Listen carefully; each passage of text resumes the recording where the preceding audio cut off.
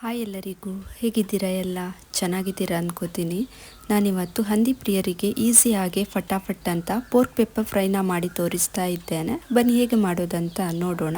ಮಸಾಲೆಗೆ 1 spoon ಧನಿಯಾ ಕಾಳು, 1 spoon ಜೀರಿಗೆ, 1.5 spoon ಕಾಳು ಮೆಣಸು, 2 ಪೀಸ್ ಚಕ್ಕೆ, 4 ಲವಂಗ, 2 ಏಲಕ್ಕಿ, ಹಾಗೆ 2 ಎಸಳು ಕರಿಬೇವು. ಇಷ್ಟನ್ನು ಆಯಿಲ್ ಹಾಕದೆ ಡ್ರೈ ರೋಸ್ಟ್ ಮಾಡಿಕೊಳ್ಳಿ. ನಿಮಗೆ ಖಾರ ಜಾಸ್ತಿ ಬೇಕಾದರೆ ಕಾಳು ಮೆಣಸನ್ನು ಜಾಸ್ತಿ ಹಾಕ್ಕೊಳ್ಳಿ. ರೋಸ್ಟ್ ಆಗಿದೆ. ಇನ್ನು ಇದನ್ನು ತಣ್ಣಗಾದ ಮೇಲೆ ಪುಡಿ ಮಾಡಿಕೊಳ್ಳಿ. ನಾನಿಲ್ಲಿ ಅರ್ಧ kg ಹಂದಿ ಮಾಂಸವನ್ನು ಕಟ್ ಮಾಡಿ ಎಲ್ಲ ಇಟ್ಕೊಂಡಿದ್ದೇನೆ.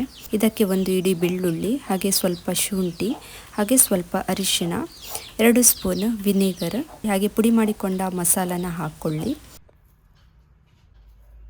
ಸ್ವಲ್ಪ ನೀರು, ಹಾಗೆ ರುಚಿಗೆ ತಕ್ಕಷ್ಟು ಉಪ್ಪು. ಇಷ್ಟನ್ನು ಚೆನ್ನಾಗಿ ಮಿಕ್ಸ್ ಮಾಡಿ ಬೇಯಲಿಕ್ಕೆ ಇಟ್ಕೊಳ್ಳೋಣ. ನೀವು ಹಂದಿ ಪ್ರಿಯರಾಗಿದ್ದರೆ ಅನೇಕ ಹಂದಿ ರೆಸಿಪಿಗಳನ್ನು ಮಾಡಿ ನಾನು ಅಪ್ಲೋಡ್ ಮಾಡಿದ್ದೇನೆ. ನೀವು ನೋಡಿಲ್ಲ ಅಂದರೆ ಈ ವಿಡಿಯೋ ಎಂಡ್ನಲ್ಲಿ ಹಾಕಿರ್ತೇನೆ, ಚೆಕ್ ಮಾಡಿ. ಹಂದಿ ಮಾಂಸವು 3/4 ಭಾಗದಷ್ಟು ಬೆಂದಿದೆ. ಇವಾಗ ಇದಕ್ಕೆ 1 ಈರುಳ್ಳಿನ ಹಾಕಿ ಪುನಃ ಬೇಯಲಿಕ್ಕೆ ಇಡ್ತಾ ಇದ್ದೇನೆ.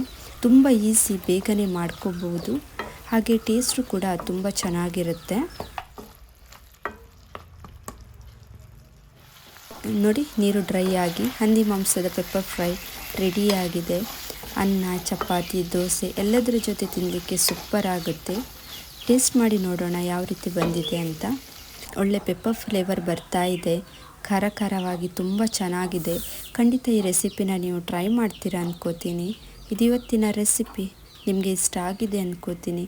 ಇಷ್ಟ ಆದರೆ ಪ್ಲೀಸ್ ಒಂದು ಲೈಕ್ ಮಾಡಿ, ನಿಮ್ಮ ಫ್ಯಾಮಿಲಿ ಫ್ರೆಂಡ್ಸ್ ಜೊತೆ ಎಲ್ಲ ಶೇರ್ ಮಾಡಿ.